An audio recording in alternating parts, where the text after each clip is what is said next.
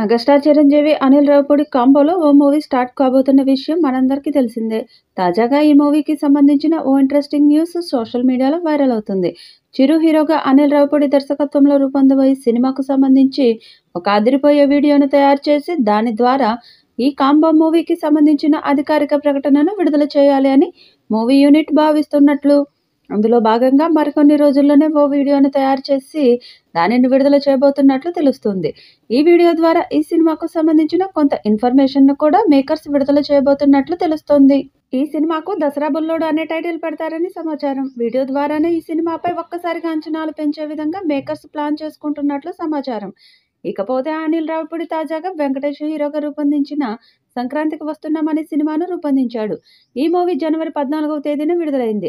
ప్రస్తుతం ఈ cinema super solid కలెక్షన్లను వసూలు చేస్తూ అద్భుతమైన జోష్లో ముందుకు సాగుతుంది.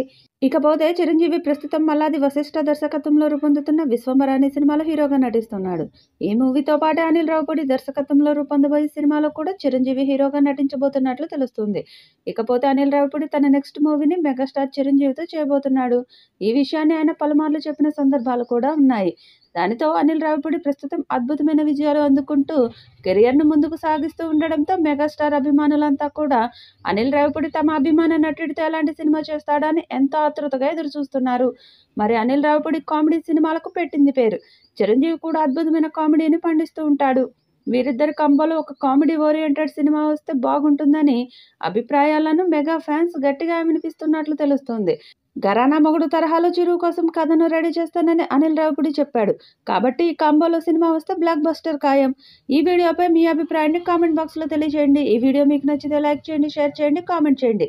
మరిన్ని అప్డేట్స్ కోసం మన ఛానల్ని సబ్స్క్రైబ్ చేసుకోండి. అలాగే పక్కనే ఉన్న గంట సింబల్ని గట్టిగా కొట్టండి.